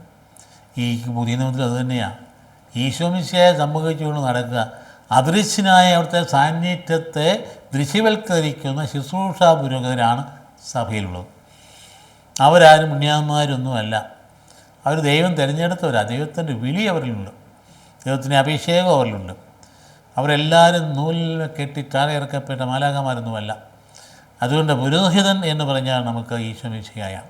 നമുക്കൊരു പ്രധാനാചാര്യനുണ്ട്, പാവമൊഴിയെ എല്ലാത്തിനും നമ്മുടെ താരാമ്യപ്പെട്ടവെന്ന് എബ്രായക്കാർ പുസ്തകത്തിൽ പറഞ്ഞതുപോലെ അതാണ് നമ്മുടെ പുരോഹിതൻ. അപ്പോൾ അതുകൊണ്ട് നാം മനസ്സിലാക്കേണ്ട ഒരു പ്രധാനപ്പെട്ട കാര്യമാണ്. അപ്പോൾ യോദ്ധാനിൽ ആ പുരോഹിതന്മാർ നിന്നിടത്ത് നിന്ന് 12 കല്ല് കൊണ്ടുപോകണം. അപ്പോൾ ഗോത്രത്തിന് 1 വീതം.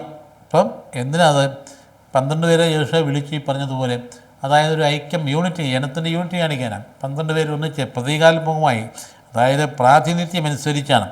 അപ്പോൾ അതുപോലെ നിങ്ങളുടെ ദൈവമായ കർത്താവിൻ്റെ പേടകത്തിൽ മുമ്പ് യോർദാൻ്റെ മധ്യത്തിലേക്ക് പോവുകയും അവിടെ നിന്ന് ഇസ്രായേൽ ഗോത്രങ്ങളുടെ എണ്ണം അനുസരിച്ച് ഓരോരുത്തർ ഓരോ കല്ല് ചുമലിലെടുക്കണം. ഇത് നിങ്ങൾക്ക് ഒരു സ്മാരകമായിരിക്കും. കർത്താവിന് കൽപ്പനയരിച്ച് ജോഷുവ അവരെ അനുസ്മരിപ്പിച്ചു. ഈ സ്മാരകങ്ങൾ നമ്മളും പണിയുന്നുണ്ടല്ലോ അല്ലേ? അവിടെ ഇവിടെയൊക്കെ ഇപ്പോൾ ചില വലിയ നേതാക്കളുടെയൊക്കെ സ്മാരകം വേണമെന്ന് ശഠിക്കുന്നത് കാണാം. ഇങ്ങനെ നമുക്ക് പ്രിയപ്പെട്ട നേതാക്കന്മാരുടെയും അല്ലെങ്കിൽ ഓരോ പാർട്ടി നേതാക്കന്മാരുടെയൊക്കെ സ്മാരകങ്ങൾ പണിയുന്നതിനാണ്. അവർ കൊണ്ടുവന്നിരിക്കുന്ന ആദർശത്തെ നമ്മൾ നഷ്ടപ്പെട്ടു പോകാതിരിക്കും, അവർ ഓർമ്മ നിലനിർത്താൻ വേണ്ടിയിട്ടല്ലേ. അതുകൊണ്ടാണല്ലോ അല്ലെ, വരുമ്പോൾ കല്ലും സിമെൻറ്റും കൂടെ ഉണ്ടാക്കി വെച്ചിട്ട് അതിന് ജീവനൊന്നുമില്ലല്ലോ.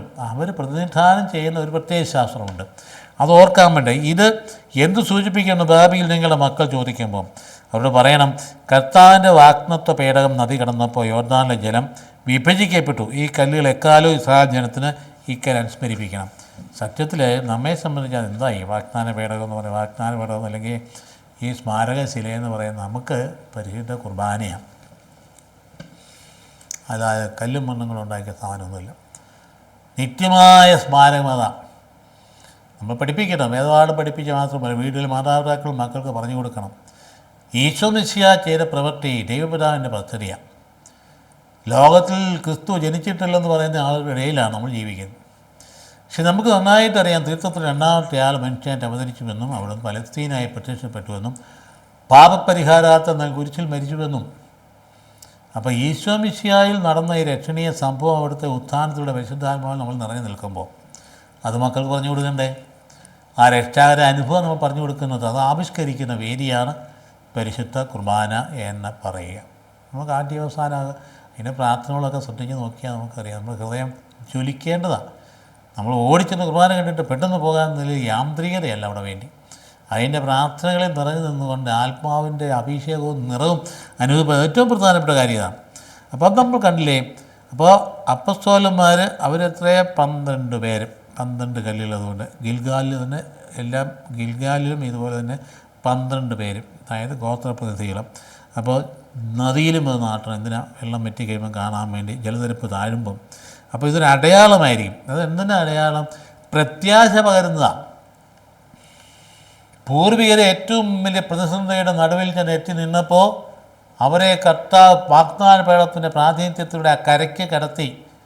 അത് പോലെ തന്നെ തങ്ങളുടെയും ജീവിതത്തിലെ പ്രതിസന്ധികൾ നിറഞ്ഞ വലിയ ഭയങ്കര കുത്തി ഒഴുക്ക് മലയും ഇടിച്ച് ഉരുള് പൊട്ടി വരുമ്പോൾ അയ്യോ ബാബു ഞാൻ എന്ത് ചെയ്യുന്നു വിചാരിക്കും. വേണ്ട ഇവിടെയുണ്ട് സ്മാരകശില. അപ്പോൾ നിന്നെ രക്ഷിക്കാൻ വേണ്ടി ആളുണ്ട് എന്ന് ബോധ്യം നൽകുന്നതാണ്. അതുകൊണ്ട് നമ്മളിപ്പോൾ തലമുറ തോറും അനുസ്മരിക്കുന്ന ഭാഗ്യസ്മരണാർഹമായ ഓർമ്മകളാണ് അതൊക്കെ. ഇപ്പം ദൃശ്യമായ സ്മാരകങ്ങൾ. ഇപ്പം നമ്മെ സംബന്ധിച്ചിടത്തോളം വിശുദ്ധ കുർബാന എന്താണത്? സഹോദരങ്ങൾക്ക് വേണ്ടി ജീവൻ ത്യജിച്ച കർത്താവിൻ്റെ സ്നേഹത്തിൻ്റെയും സേവനത്തിൻ്റെയും പ്രവൃത്തികൾ വഴി രക്ഷാകര പ്രവൃത്തി തലമുറ തോറും അനുസ്മരിക്കപ്പെടുന്നത് വിശുദ്ധ കുർബാനയിലൂടെയാണെന്ന കാര്യം എടുത്തെടുത്ത് നമ്മൾ പറയേണ്ടതുണ്ട്. നമ്മൾ ഇന്ത്യയിൽ പഠിച്ചാലും തീരാത്തൊരു വിഷയമാണ് വിശുദ്ധ കുർബാനയെങ്കിലും ഹൃദയത്തിൽ പതിയട്ടെ. നമുക്ക് നൽകിയിരിക്കുന്ന ഈശോ നൽകിയ ഏറ്റവും വലിയ എൻ്റെ ഓർമ്മയ്ക്കായി ആ സ്മാരകം ഇത് ചെയ്യുവിൻ എന്ന് പറഞ്ഞിരിക്കുന്ന വിശുദ്ധ കുർബാന ആ ലോകമെമ്പാടും നമ്മുടെ സഭയുടെ ഐക്യത്തിൻ്റെ അടയാളം. അതാണ് ലോകം മുഴുവൻ പരിശുദ്ധ പിതാവിന് അർപ്പിക്കുന്ന ബലി 10 ലക്ഷങ്ങൾക്ക് പങ്കെടുക്കുന്നതുകൊണ്ടാണ് ഉള്ളിൻ്റെ ഉള്ളിൽ വിശ്വാസം നിൽപ്പുണ്ടെന്ന് പോയിട്ടില്ല. അതുകൊണ്ട് ഇവിടെ അത് ഹൃദയത്തിൽ പ്രതിഫലിക്കുന്നുണ്ട്, അത് ഹൃദയത്തിൽ നിറഞ്ഞു നിൽപ്പുണ്ട്. ഒരു സംശയമില്ല, നമ്മൾ അതിനോടാണ് ചേരേണ്ടത്. ഇതോട് ചേർന്നാണ് വെളിപാടിൻ്റെ പുസ്തകത്തിലെ കുഞ്ഞാടിൻ്റെ കല്യാണവും കുഞ്ഞാടിനോട് ചേർന്ന് 12 സ്ലീഹന്മാരൊക്കെ ദർശനമാണ്. യോഹന്നാൻ സ്ലീഹ അപ്പോൾ അറിയാമല്ലോ യോഹന്നാൻ സ്ലീഹ ആരാണ്. അപ്പോസ്തലന്മാരെല്ലാവരും രക്തസാക്ഷികളായപ്പോൾ രക്തസാക്ഷിത്വം ഇല്ലാണ്ട് അവസാനം വരെ ജീവിച്ച ആളാണ് യോഹന്നാൻ. രക്തസാക്ഷിത്വത്തിൻ്റെ അവസരങ്ങളുണ്ടായി. തിളച്ച വെള്ളത്തിൽ ഒഴിച്ചിട്ടു, മർദ്ദനം കുറേ ഏറ്റു, ഭയങ്കരമായിട്ട് പീഡിപ്പിക്കപ്പെട്ടു, ചത്തുപോയില്ല. ദൈവം അനുവദിച്ചില്ല മരിക്കാൻ.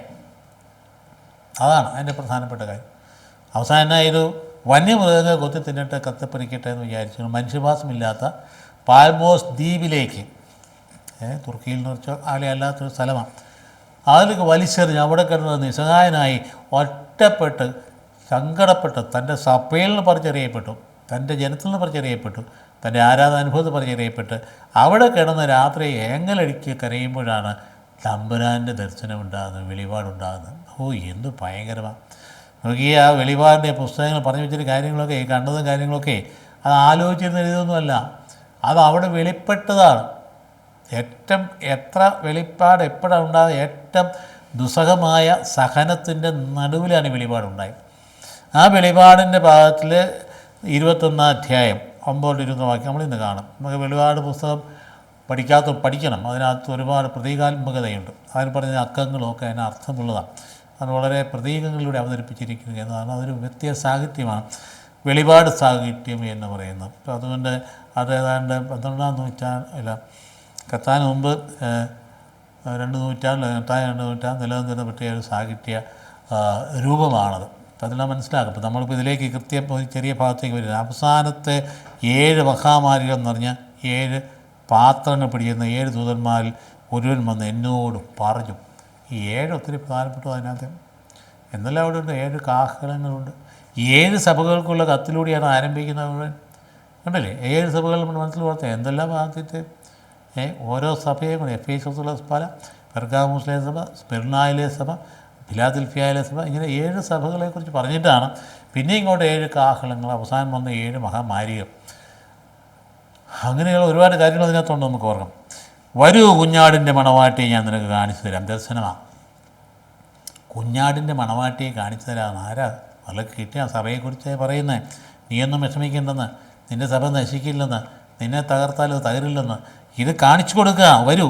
അനന്തരം അവൻ ഉയരമുള്ള ഒരു മലയിലേക്ക് ആത്മാവലിനെ കൊണ്ടുപോയി സ്വർഗത്തിൽ നിന്ന് ദൈവസന്നിധിയിൽ നിന്ന് ഇറങ്ങി വരുന്ന വിശുദ്ധ നഗരിയായ ജെറൂസലേം എനിക്ക് കാണിച്ചത് എസെക്കിയേൽ പ്രവാചകനുണ്ടായ ദർശനം പോലെ തന്നെയാണ് കാണിച്ചു തന്നു. അതിന് ദൈവത്തിൻ്റെ തേജസ് ഉണ്ടായിരുന്നു. അതിൻ്റെ തിളക്കം അമൂല്യമായ രത്നത്തിനും സൂര്യകാന്തത്തിനും ഒപ്പമായിരുന്നു. അത് സ്ഫടികം പോലെ നിർമ്മലമായിരുന്നു. ഓക്കെ, മനുഷ്യനെ വർണ്ണിക്കാൻ പറ്റാവുന്ന ഏറ്റവും അറിയാവുന്ന മനോഹരമായ വാക്കുകൾ ഉപയോഗിച്ചിരിക്കുന്നു. വർണ്ണനാതീതമായ കാര്യങ്ങൾ അവതരിപ്പിക്കാനാണ് പറഞ്ഞിരിക്കുന്നത്. അപ്പോൾ എന്നാ ഇത് അതിന് ബൃഹത്തും ഉന്നതമായ ഒരു മതിലും 12 കവാടങ്ങളും ഉണ്ടായിരുന്നു. 2 വലിയ പ്രതീകമാണ് കേട്ടോ, കവാടങ്ങളും പ്രതീകങ്ങളും. 12 കവാടങ്ങൾ, തെക്ക് 3, കിഴക്ക് 3, വടക്ക് 3, പടിഞ്ഞാറ് 3, സാർവത്രികമാണ്. എല്ലാ ജനത്തും ഒന്ന് പ്രവേശിക്കാവുന്ന. ആ കവാടങ്ങളും പിന്നെ അതുപോലെ തന്നെ മതിൽ, ആ മതിലിൻ്റെ അടിസ്ഥാനങ്ങളുണ്ട്, ആ അടിസ്ഥാനങ്ങൾ എഴുതപ്പെട്ടിട്ടുണ്ട് സ്ത്രീയന്മാരുടെ പേരുകൾ. ആ കവാടത്തിൽ 12 ദൂതന്മാർ കവാടങ്ങൾ ഇസ്രായേൽ മക്കളുടെ 12 ഗോത്രങ്ങളുടെ പേരിൽ എഴുതപ്പെട്ടിരുന്നു. കിഴക്ക് 3 കവാടങ്ങൾ, വടക്ക് 3 കവാടങ്ങൾ, തെക്ക് 3 കവാടങ്ങൾ, പടിഞ്ഞാറ് 3 കവാടങ്ങൾ, 3 വീതമാണ്. കിഴക്കും വടക്കും തെക്കും പടിഞ്ഞാറും.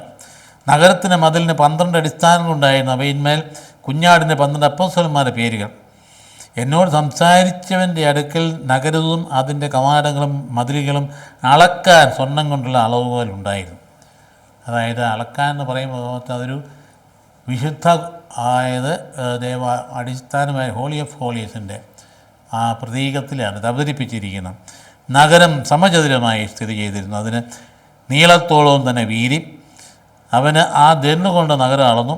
12,000 സ്റ്റാഡിയം എന്ന് പറഞ്ഞാൽ 2000-ലധികം കിലോമീറ്ററാണ്. അതിൻ്റെ നീളവും അതിൻ്റെ വീതിയുമുണ്ട്.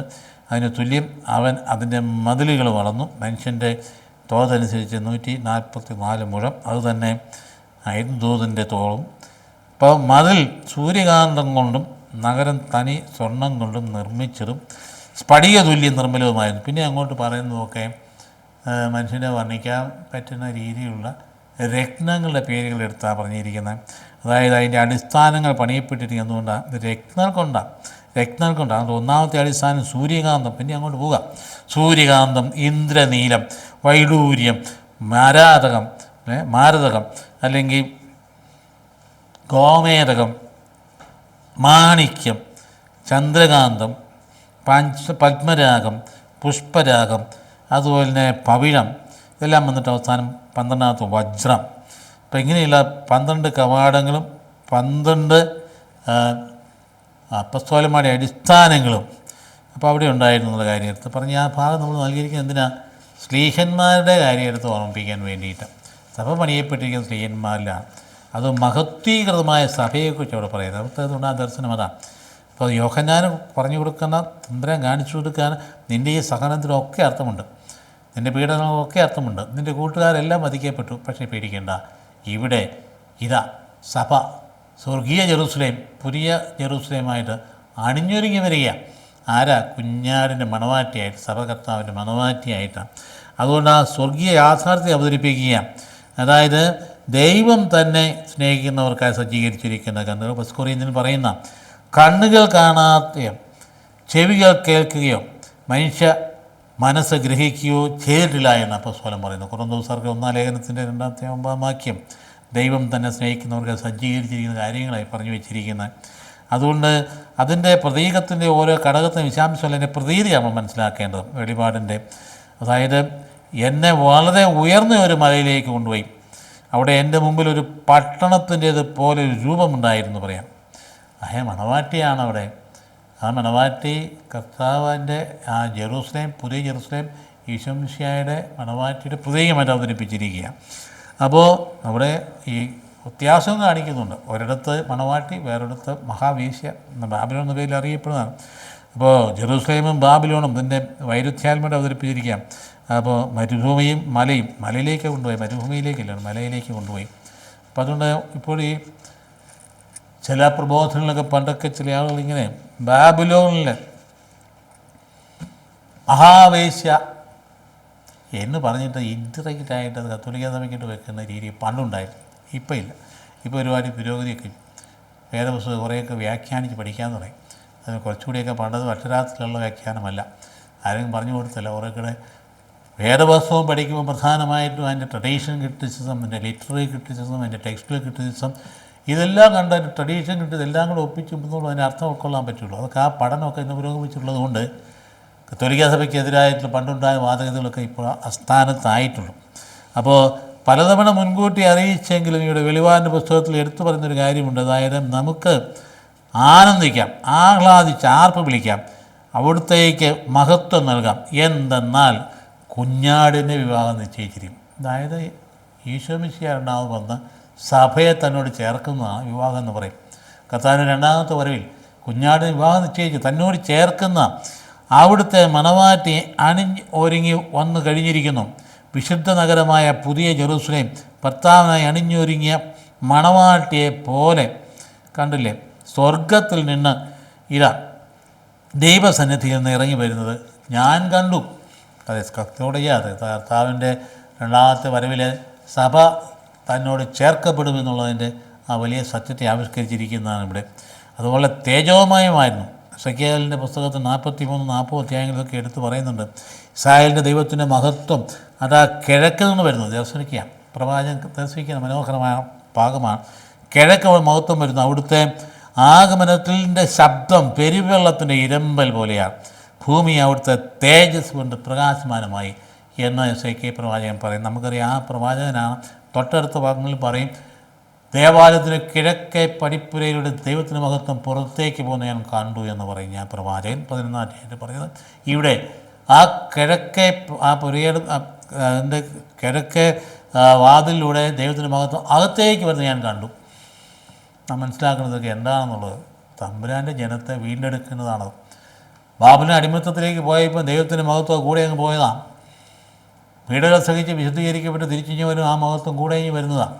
അപ്പോൾ ദൈവത്തിൻ്റെ മഹത്വം തൻ്റെ ജനത്തിൻ്റെ കൂടെ എപ്പോഴും ഉണ്ട്. ഒരു ദേവാലയത്തിന് ചുറ്റും ഒരു മതിലുണ്ടായിരുന്നു. അതായത് പടിപ്പുരയ്ക്കും ഭൂമുഖത്തിനും ചുറ്റും കിളിവാതിലുണ്ടായിരുന്നു. എസെക്കിയേലാണ് പറഞ്ഞത്. അപ്പോൾ എസെക്കിയേൽ പ്രവാചകൻ ഈ പറഞ്ഞ കാര്യം യോഹന്നാൻ ശ്ലീഹ വ്യക്തമായിട്ട് ദർശിക്കുന്നതാണ്. വെളിപാടിൻ്റെ പുസ്തകം കാണുന്നത് ആ പേരുകളെ 12 ഗോത്രങ്ങളെ പേരാണ്. അപ്പോൾ ആ കവാടത്തിൽ ഓരോ ഗോത്രത്തിനെയും പേർ തങ്ങൾക്ക് നിശ്ചയിച്ചിരിക്കുന്ന സ്ഥലങ്ങളിലൂടെ അവർ കയറി ഇറങ്ങുകയും ചെയ്യുന്നത് കാണാമായിരുന്നു. അദ്ദേഹത്തിൻ്റെ ദർശനമാണ്. അതുകൊണ്ട് തന്നെ വെളിപാട് 21 പറയുന്ന അതിൻ്റെ ദീപം കുഞ്ഞാടാണ്. അതിൻ്റെ പ്രകാശത്തിൽ ജനതകൾ സഞ്ചരിക്കും. ഭൂമിയിലെ രാജാക്കന്മാർ തങ്ങളുടെ മഹത്വം അതിലേക്ക് കൊണ്ടുവരും. പിന്നീട് രാത്രിയില്ല. പക്ഷേ ഒരു കാര്യം, ജീവൻ്റെ പുസ്തകത്തിൽ പേരെഴുതിയാൽ മാത്രമേ അതിനകത്ത് പ്രവേശിക്കുകയുള്ളൂ. അത് എന്നുമുള്ള ഒരു നിബന്ധനയാണ്. കർത്താവിൻ്റെ കൃപയിൽ മാത്രം ജീവിക്കുന്നവർ മാത്രമേ അകത്ത് പ്രവേശിക്കുകയുള്ളൂ. അല്ലാത്തവർ അകത്ത് പ്രവേശിക്കുകയില്ല. അതുകൊണ്ടാണ് കർത്താവ് പറഞ്ഞത്, സ്ലീഹന്മാർ പോയി ചെന്നപ്പോൾ സാത്താൻ ഇടിമിന്നൽ പോലെ വീഴുന്നത് ഞാൻ കണ്ടു. കർത്താവിൻ്റെ അടുത്തൊന്നും വലിയ ക്യാമ്പമായിട്ട് പറഞ്ഞു, ഞങ്ങൾ വചനപ്രബോധനം നടത്തി, ഒത്തിരി അത്ഭുതങ്ങൾ കണ്ടു, സൗഖ്യം ഉണ്ടാകുമ്പോൾ മതി. ഇതിലൊന്നും നിങ്ങൾ സന്തോഷിക്കേണ്ട. ജീവൻ്റെ പുസ്തകത്തിൽ നിങ്ങളുടെ പേരെഴുതപ്പെട്ടുന്നുണ്ടോ എന്നതിനെക്കുറിച്ച് മാത്രം അന്വേഷിക്കാൻ മതി. ഇത് കർത്താവ് പറയാൻ കാര്യം. അതുകൊണ്ട് സാർവത്രികം 12 വാതിലുകൾ എന്ന സഭ സാർവത്രികമാണ്, നമ്മളെ പഠിപ്പിക്കേണ്ട ഭാഗമാണ്. അതുകൊണ്ട് അവിടെ അളക്കാനൊക്കെ പറഞ്ഞ് അളവുകോലൊക്കെ അങ്ങോട്ട് വാസ്തവം പറഞ്ഞ് അതൊക്കെ പ്രതീകാത്മകമായ കാര്യങ്ങൾ. 12,200 സ്റ്റാഡിയം എന്ന് പറഞ്ഞാൽ 2250 കിലോമീറ്റർ. ഒരു നഗരത്തിൻ്റെ അതത്ര ഒരു പക്ഷേ അതത്രയും ഉണ്ടാകാൻ സാധ്യതയില്ലെങ്കിലും പറഞ്ഞിരിക്കുന്നത് അത്രയുമാണ്. അതെല്ലാം തുല്യ അളവിലാണ് സ്ഥലത്തിൻ്റെ മാതൃകയിൽ വെച്ചിരിക്കുന്നത്. അതായത് വിശുദ്ധ ഹോളി ഓഫ് ഹോളീസിൻ്റെ വിശുദ്ധ സ്ഥലത്തിൻ്റെ മാതൃകയിലാണ് ഈ പട്ടണത്തെ കാണുന്നത്. അപ്പോൾ അതിൻ്റെ അർത്ഥം എന്താ? ദൈവസാന്നിധ്യം നിറഞ്ഞു നിൽക്കുന്ന നഗരം എന്നാണ് അതിൻ്റെ. രക്ഷയുടെ ഫലമായിട്ട് സംഭവിക്കുന്നതാണ്. ദൈവസാന്നിധ്യം നിറയുന്ന സ്ഥലം എവിടെയാണ്? അത് സ്വർഗമാണ്. അപ്പോൾ സഭ സ്വർഗത്തിൻ്റെ പ്രതീകമാണെന്നുള്ള കാര്യം നമ്മളെ അനുസ്മരിപ്പിക്കുക. അപ്പോൾ സ്വർണ്ണവും രത്നങ്ങളും ഒക്കെ മനോഹാരിത എടുത്ത് കാണിക്കുന്നത് മാത്രമേ ഉള്ളൂ. അപ്പോൾ അത് നമ്മൾ മനസ്സിലാക്കേണ്ട കാര്യം, അത് പ്രധാന പുരോഹിതൻ്റെ പതക്കത്തിലുണ്ടായിരുന്ന അത് ഉണ്ടാകുന്ന നിർക്കഷിച്ചിരുന്ന രത്നങ്ങൾ തന്നെയാണ്. അതെന്തൊക്കെയായിരുന്നു?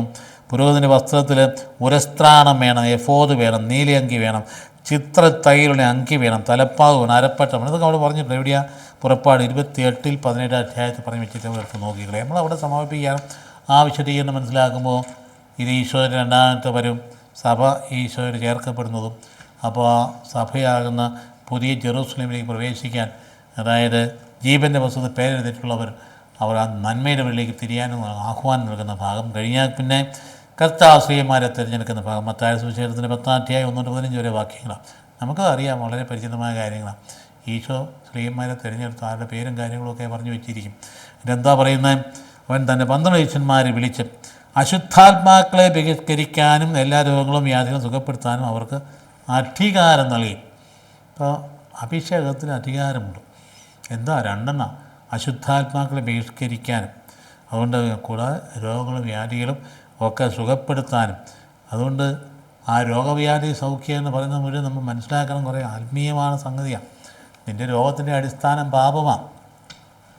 പാപമുക്തിയാണ് ഈ പറയുന്ന രോഗവിമുക്തി എന്ന് പറയുന്നത് പ്രധാനപ്പെട്ട കാര്യം. അത് ഓർക്കാതെ അറിയാൻ മേലാത്തതുകൊണ്ടാണ് ഇങ്ങനെ ഒരു പ്രത്യേക കാലഘട്ടത്തിൽ കോവിഡൊക്കെ വന്നപ്പം എവിടെയായിപ്പോൾ എവിടെ പോയി പാസ്റ്റർമാരൊക്കെ എന്ത് ചെയ്യും ഇവരങ്ങോട്ട് സൗഖ്യപ്പെടാതെന്ന് ചോദിച്ചപ്പോൾ ആ അർത്ഥരാഹിത്യം മനസ്സിലാക്കണം.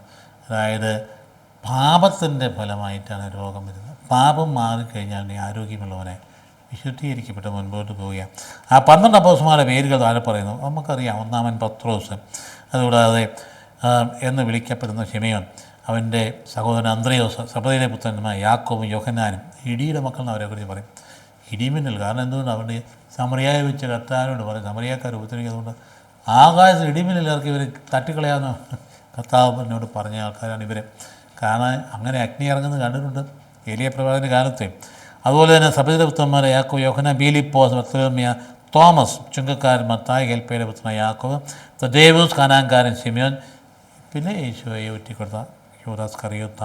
12 പേരെ ഇപ്രകാരം ചുമതലപ്പെടുത്തി അയച്ചു: നിങ്ങൾ വിജാതിയരുടെ അടുത്തേക്ക് പോകരുത്, സമറിയാക്കാരെ പട്ടണത്തിൽ പ്രവേശിക്കാൻ. അങ്ങനെ പറയാൻ കാര്യം, അതായത് ഇപ്പോൾ നിങ്ങളെ ഒരുക്കുക. നിങ്ങളൊരു പോകേണ്ട സമയം വരും. അപ്പോൾ ഞാൻ പറയാം, ഇപ്പോൾ പോകണ്ട, കാരണം നിങ്ങൾ ഒരുങ്ങിയിട്ടില്ല. നിങ്ങൾ പോകേണ്ടത് എപ്പോഴാണ്? മിശിഹ ആണ് ഞാൻ എന്ന് പ്രഖ്യാപനം ചെയ്യുന്നതിൻ്റെ മരണത്തിലൂടെയാണ്. അതിന് പുനരുത്ഥാനം കഴിഞ്ഞ് കഴിയുമ്പോഴാണ് നിങ്ങൾ ലോകം മുമ്പ് പോകേണ്ടത്. അന്നേരം പോയാൽ മതി. അതുവരെ നിങ്ങൾ ഇസ്രായേൽ നഷ്ടപ്പെട്ട മക്കളുടെ അടുത്തേക്ക് പോകുകയും എന്ന് പറയാൻ കാര്യതാണ്.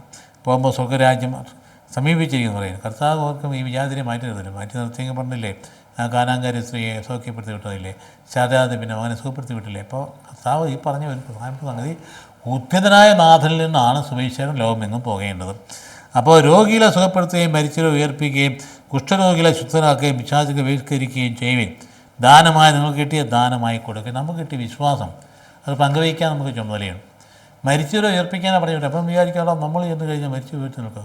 എന്താ അതിൻ്റെ അർത്ഥം? പ്രധാനമായും മനുഷ്യൻ മരിക്കുന്നത് പാപത്തിലാണ്. പാപത്തിൻ്റെ ഫലമാണ് മരണം. പാപമുക്തി കൊടുക്കാനായി പറയുന്നത്. അതിൻ്റെ ഫലമായിട്ട് അടയാളമായിട്ട് കർത്താവ് മരിച്ചവരെ ഉയർപ്പിച്ചെന്ന് കാണിച്ചു. അതുകൊണ്ട് ഭൂമിയിൽ മനുഷ്യത്തിന് പാപം മോചിക്കാൻ അധികാരമെന്ന് അറിയേണ്ട തളർവാദയോട് കെട്ടിയെടുത്ത് നടക്കാൻ പറയുന്ന പോലെ തന്നെയാണ് ലാസറിനെ ഉയർപ്പിച്ചത്. അങ്ങനെ തന്നെയാണ്. അല്ലാതെ നിത്യമായ ലാസറോട് ജീവിച്ചില്ല. ലാസർ പിന്നെ മരിച്ചു. അപ്പോൾ അതുകൊണ്ട് മരണം എന്ന് പറയാൻ ഉദ്ദേശിക്കുന്നത് പാപത്തിൻ്റെ ഫലമാണ് ഉദ്ദേശിക്കുന്നത്. അപ്പോൾ നിങ്ങളുടെ അരപ്പട്ടയിൽ സ്വർണ്ണമോ വെള്ളിയോ ചെമ്പോ കരുതി വയ്ക്കരുത്. എന്നിട്ട് യാത്രയ്ക്ക് സഞ്ചിയോ 2 ഉടുപ്പോ വേണ്ട, ചെരുപ്പോ വടിയോ കൊണ്ടുപോകരുത്. വേല ചെയ്യുന്നവനാകാത്ത എന്ന് പറയാൻ അമിതമായ കരുതൽ ആവശ്യമില്ല. സാമാന്യഗതിയുള്ള കരുതലൊക്കെ മതി. വലിയ ഭയങ്കരമായ ഒരുക്കങ്ങൾ ആവശ്യമില്ല. കാരണം നിങ്ങളുടെ അടിസ്ഥാനം എന്ന് പറയുന്നത് ദൈവപരിപാലനയാണ്. നിങ്ങൾക്ക് വേണ്ടത് അവിടെ കിട്ടും. ദൈവം തന്നെ അബ്രഹാമത്തിനോട് മകൻ ചോദിച്ചു, അപ്പ എവിടെയാണ്? ബലി മൃഗം ഇവിടെ ഉണ്ട്, വിറകുണ്ട്, തീയുമുണ്ട്, പിന്നെ എവിടെയാണ്? അപ്പോൾ എന്നാ അബ്രഹാം മറുപടി പറഞ്ഞ്, ദൈവം തരും.